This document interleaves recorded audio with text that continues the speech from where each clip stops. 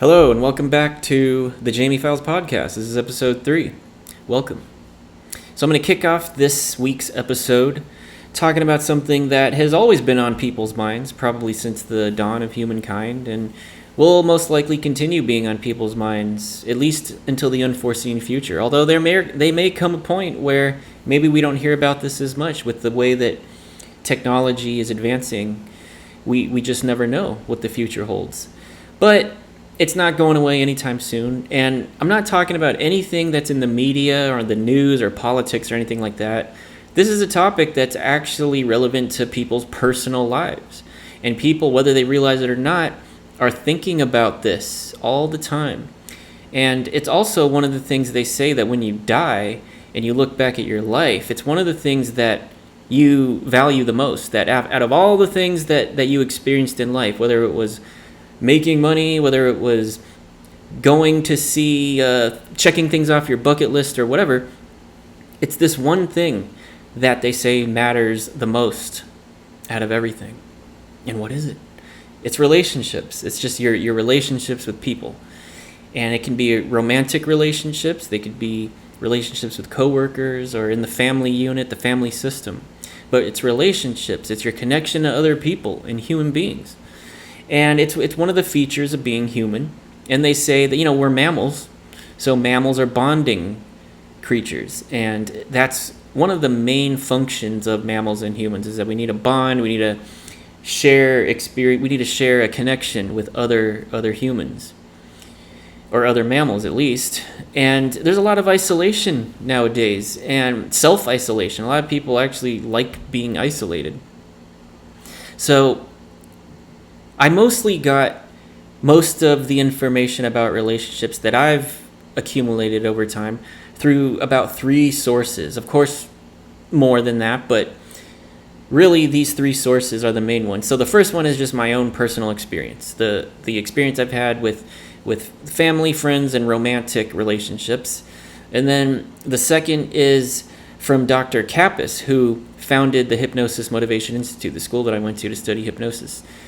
And the third one is an author named David Deida. So if you want to look up Dr. Kappas or David Deida on the internet for their information, Dr. Kappas is spelled Kappas, and David Deida is spelled Dieda. And even just those 2 things alone, if those 2 sources alone, if you really want to understand your relationships better, those are the best sources, in my opinion. But I'm sure there's a lot. I'm sure there's like a ton that I just haven't come across yet. But let me start with, I'm not going to start with my own experience. I may not even talk about that, because this is information about a universal understanding of relationships, not just mine, not just yours, not just any individuals. So we're going to talk about Dr. Kappas's model of relationships first, which he called the ENP model. And so in the ENP model, it works like this. And the ENP model is mostly to do with romantic relationships. But as I explain the ENP model, you're going to start seeing how this actually connects to other drives in life and other preferences for certain things in life, which is why it creates different behaviors. Whether you're more on the E side of the scale or the P side of the scale, you're going to have different behaviors. So E stands for emotional, P stands for physical, but don't worry about what your connotations about how those words are used when we're referring to this model. So let's talk about people who are located more on the E side. So first of all, like I said, because this is a spectrum and it's a scale, you're going to have certain amounts of emotional traits, or E traits, and you're going to have certain amounts of physical, or P traits, but you're going to usually not be right in the middle. The middle is actually the healthiest place to be, but you're most likely most people are dominant in one side or the other. They're either more physical or they're more emotional. And like I said, when I say they're more physical, it doesn't mean they're more athletic. When I say they're more emotional, it doesn't mean they cry at movies or commercials and things. It's actually, as I talk about this, it's quite the opposite. So people who are more on the emotional side have a certain amount of core traits. So I'm going to describe, but why is this relevant to you? I'll tell you why this is relevant to you, because in relationships, there can be a lot of misunderstandings, and sometimes people will take things personal, and they'll blame themselves.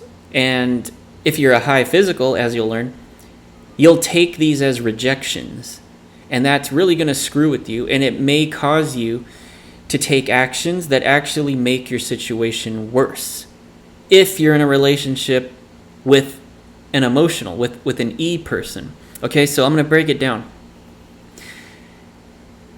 Whether it's an emotional person or a physical person, they each have core traits. So the core traits of an emotional person are career or survival first. This is their driving core trait in life, whether they're aware of it or not. Their desire to work and to find a way to survive and to take care of their existence is their core trait. And this is going to create people who are very like workaholics, or people that are always working, whether it's at a job or projects that they have. These people like to stay busy in activities. And so this is what their core drive is. And let's say this kind of person never found what their favorite activity was, or they're just a lost person or whatever. They can still be an emotional. I'm talking about a core trait here. So coming after that would be friends and hobbies. So they have to keep up with friends somewhat. They have to have hobbies somewhat. But most of all, they need to survive. They need to focus on their career, what's going to enable them to exist. And then their last priority is romantic relationships. So this is someone who is very high on the emotional scale. I'm describing a dominant emotional person. Okay, so someone on the high side of the P scale who's a dominant physical, these are their core traits. They will have number one as their first priority. They're going to have that as relationships, romantic. So their core drive in life is to find a partner, is to have that romantic connection with another person and to share a life with them. And they get attached to this person because this is what their core drive is. It's to find love. And second and third, just like for the emotional, it could be hobbies and friends in no particular order, but hobbies and friends are in the middle. And then lastly is career or hobbies. Career or survival. So how does this look when we're looking at regular people? Someone who is a high emo or a high emotional person where their career is at the top of their priority list and romantic relationships are at the bottom of their priority list. Let's say they have a quarrel or a fight with their partner. They can easily go back to work and distract themselves with work and just focus on work. It'll take their mind off of the fight, and it's fine. They can do that. For a physical person, they can't.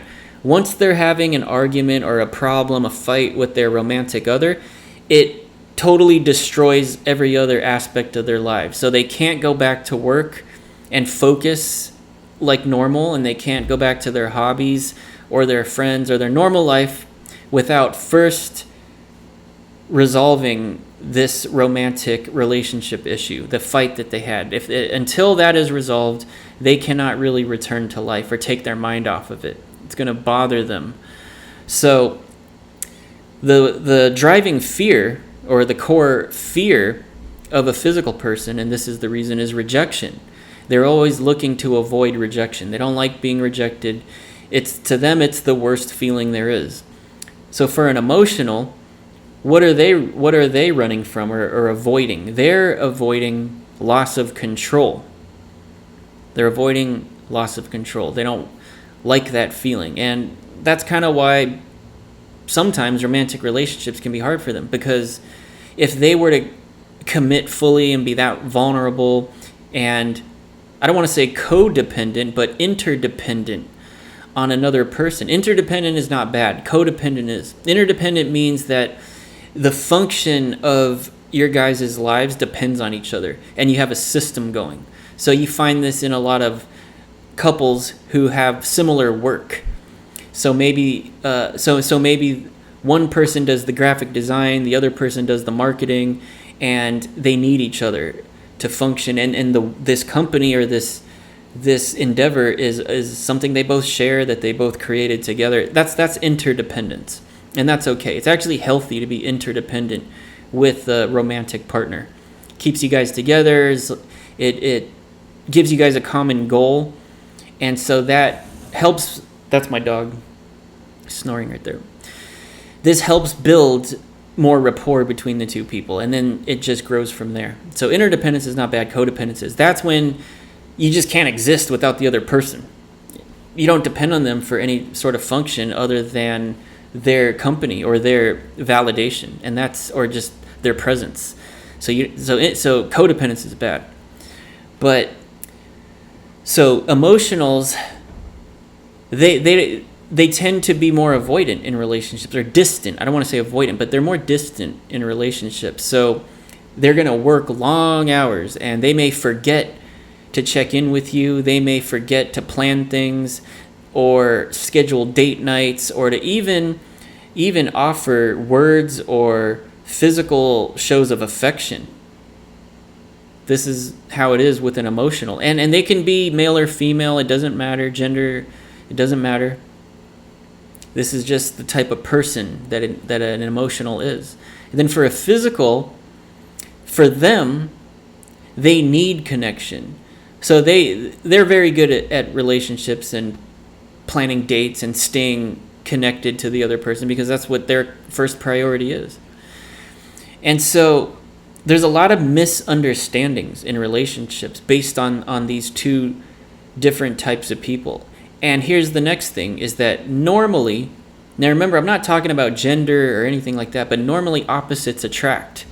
And that's universally true throughout the universe for a lot of things. And what it basically means is you're stronger together than you are apart. And that's why sometimes opposites attract. So an emo and a physical also have surface traits.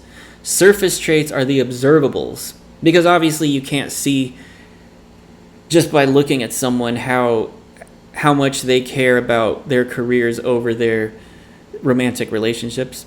But you can look at certain surface traits and be able to tell. Same thing with physical. So here are the surface traits of an emotional.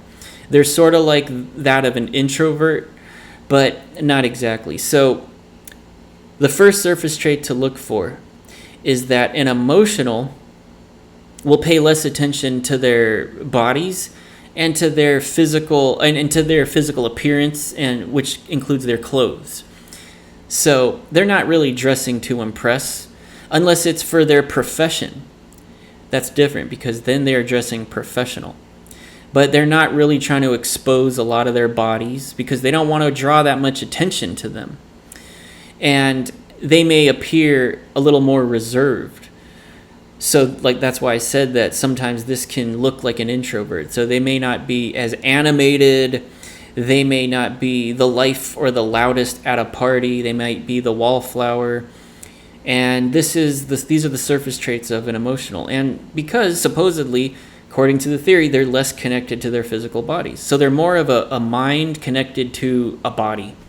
Whereas a physical, who is more connected to their bodies, they will dress more, they'll pay more attention to the way they dress, to the way they appear, their appearance.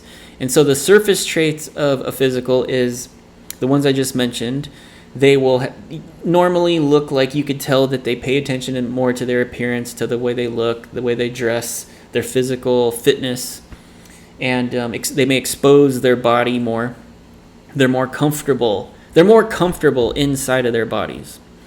And so going out dancing, let's say you guys go on a date and there's some dancing involved. The physical is going to get right out there, be spontaneous. An emotional may not. Doesn't mean they can't do it, but they may not want to do that right away. And so when we go to the opposites attract thing, This is one of the reasons. An emotional is not, like I said, is not as connected to their physical body. So when they hook up, get together with the physical, they become more connected to their physical bodies, and it's a great experience for them because it's not something they're used to. It's something they were kind of lacking before that the physical is able to complete. A physical is not as connected to their mind and to the contemplative state. And so they find the emotional actually more interesting than they would another physical, who can, and this is the thing too, is that because opposites attract, if a physical gets together with another physical and an emotional gets together with another emotional, what happens? The physical with another physical will start to feel too familiar. It'll feel like two friends hanging out, two homies hanging out. Not a lot of passion. If you get two emotionals, high emotionals hanging out, hooking up together, getting together, they're going to feel too distant. They're actually going to each regress into their own little worlds, and then over time, if they're not maintaining their relationship, they're just going to drift apart. So ideally, you want to find a good match. You want to find someone who has the perfect amount of E&P that matches with the amount of E&P that you have. If you're a little higher on the P side, you might want to find someone, and you're naturally going to be more attracted, according to the theory, you're naturally going to be more attracted to your opposite anyway. So a physical, like I mentioned, the reason why is because the physical helps the emotional connect to their bodies, and the physical finds the emotional more interesting.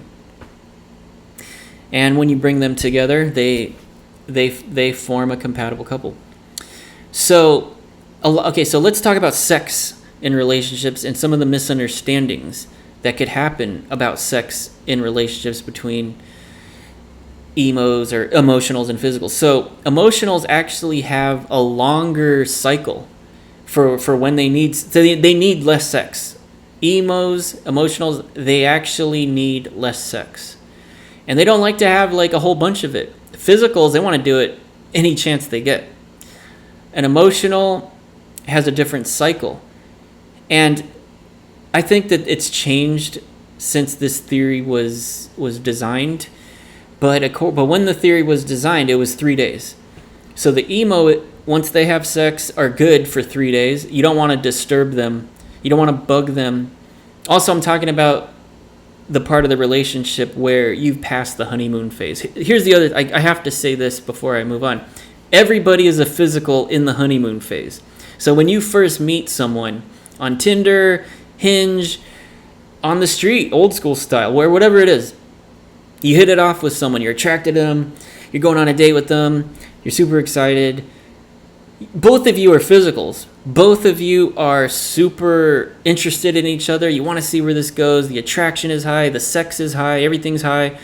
And for that first 3 months of the honeymoon phase, both of you are physicals. And then after 3 months, after the honeymoon phase, that's when you start to see who is really more of an physical and who is actually more of an emotional. And you'll start to see that.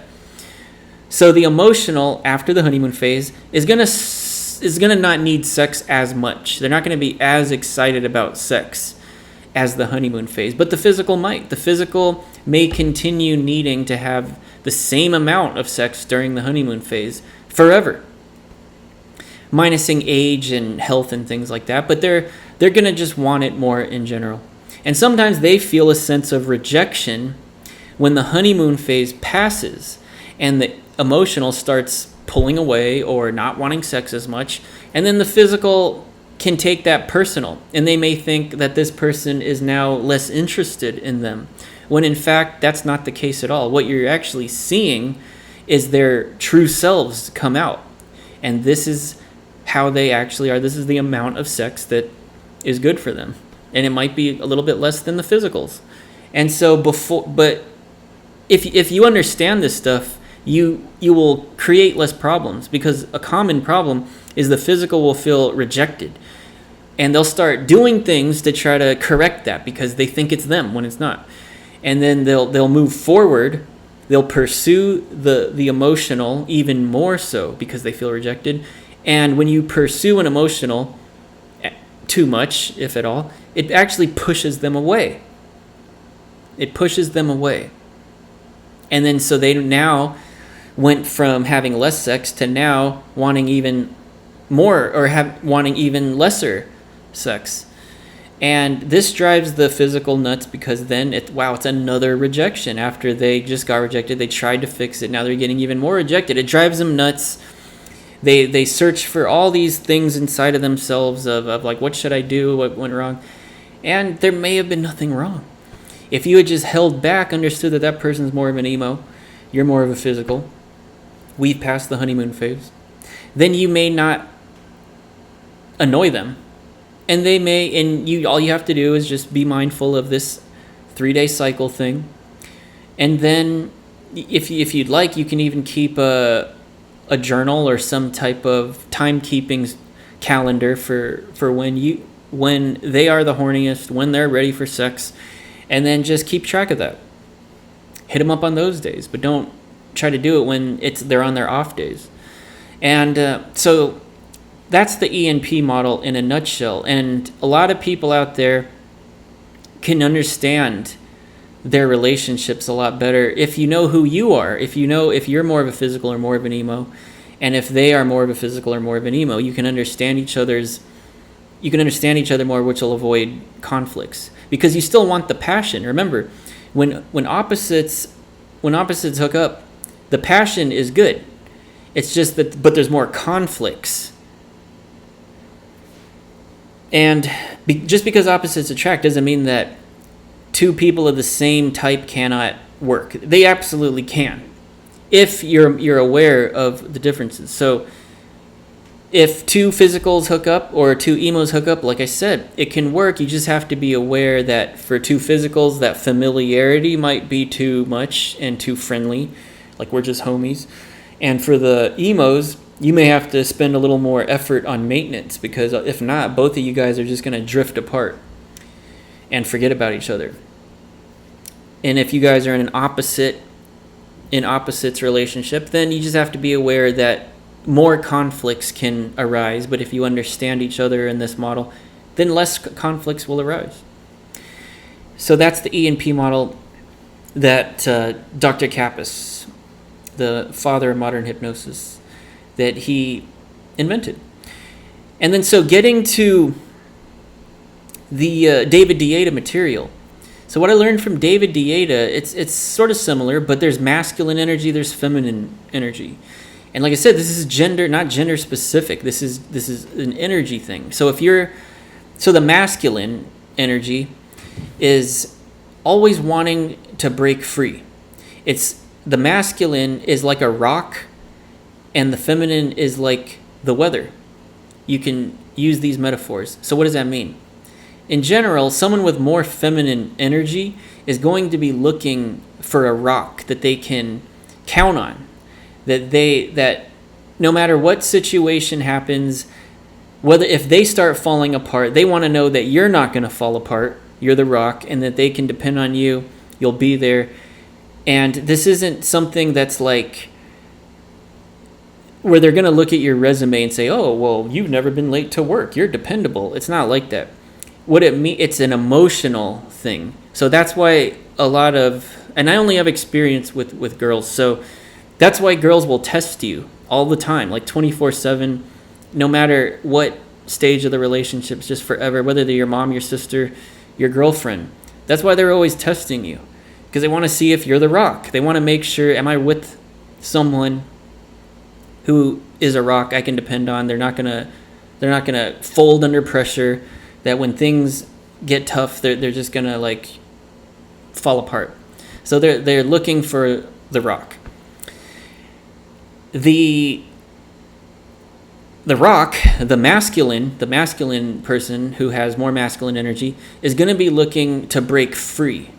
They're going to be looking to break free. So that's why a lot of guys are into sports, because if you look at sports, it's a buildup of message units. It's a buildup of excitement, of anticipation, and then when the event comes, it's like a release of freedom. And this is a cycle that people with more masculine energy are always chasing. So it's a build up and then it's a release. And so that's what they're looking for in a person. And the other thing for guys, I guess this is more for like heterosexual guys, is that because the feminine energy is more like the weather, it means it can change at any time for no reason. It could be sunny, then all of a sudden it's raining. And so for you to be the rock, like let's just say that this is like a heterosexual relationship. If you're the rock, and it doesn't have to be, because even in other gender, like in gay relationships or trans relationships, like I said, there's still someone who's more masculine and someone who's more feminine. I'm talking about energies here.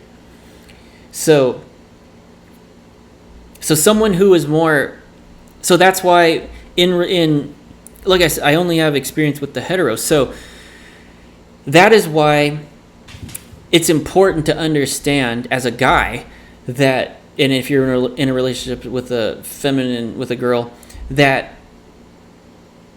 don't take it personal if she changes, like if she changes her mood, if let's say you guys had a date planned and then she cancels like last minute. It's not, maybe it's something you did, but it could also not be. I mean, she could just be having an emotional day or something happened and she's just not up to going out on the date. And don't worry about it. So that's being a rock, and that's being like the weather. But it's weird how if you just keep in mind these certain heuristics and understandings about people and about how relationships work, you can actually have a lot of success in all relationships without ever having to fire a bullet, without ever having to get into a fight, and without having all these conflicts. You can bypass them without them ever even happening, just simply because you understand how people are. And so that's why relationships are major important. It could be the news. People tend to freak out on the news and the policies and this is happening and that's happening. But what about your damn relationships? What's happening there? That's what you got to take care of first. That's what you should understand first. That's what really matters. The policies and everything happening in the world, you don't have control over that stuff. It's going to keep changing even after you're dead. So yourself is what matters. Your inner circle, your family, your friends, your romantic relationships, these people that you've met in life, that you've shared all these experiences with. Do you want to continue them? Do you want to grow with these people? If you do, then it's important that you understand a thing or two about psychology and relationships and how there's different people. And is all this stuff like absolutely true with a capital T? Of course not, because it's psychology. Psychology is like a half science. There's different scientific methods that's used in psychological research, but you can never really make psychology into a hard science like physics. But even the hard sciences are always changing as well. Like you had Newtonian physics that was replaced by Einstein's theory of relativity, and then that got replaced with quantum mechanics. Of course, each and every one of those models still work. It's just that they've expanded now on new models, and they'll continue to expand. So understanding relationships is major important. You got to have at least just this basic understanding. It's not too high level. There's way more intricate details, nuances, subtleties that go into relationships, but this is a general outline of how romantic relationships work and how, depending on what kind of person you are, this will affect the people that you get into romantic relationships with, and it's also going to affect the quality of those relationships and how much you guys fight. How much you guys fight, how much passion you guys have, and how much things don't go so well. But you got to know these things. And on a this is actually kind of a I didn't really get to the family systems, but I'll leave you with this because like I said, I want to keep these podcasts at about half an hour. But I could say this, that the family is the first model of society. So whatever your place is in the family, or whatever your behavior is in the family, tends to be how you might behave in society as well. So if you were the oldest child that had to take care of everyone, and you are always plugged into what everybody's doing and you're maintaining things. So you're a pretty good leader. You might be able to be a good leader, have a good business, things like that. But if you're the black sheep of the family and you are isolated from them, you don't really keep in touch with them, yeah, I mean, take a look at your life in society and see if you notice any similarities. But I try to fit it all into half an hour. But next week we'll be back with another hot topic, and this has been fun for today. So look at your relationships, look at yourself, look at your relationships, and try to look at even your friends and see who's more of an E, who's more of a P. You might come up with some interesting data, and then even ask them certain questions. Like the best one, as I mentioned, is, can you go back to work and focus after having a fight or a blunder with a romantic interest? If you can, you're probably an E. And if you cannot do that, you're probably more of a P. Neither is better or worse. It's just understanding how each one is different so that you can bypass conflicts, increase passion, and have that wonderful life that most people want. All right, guys, signing off. It's been fun. Have a great week out there. Stay safe, and we'll see you next week.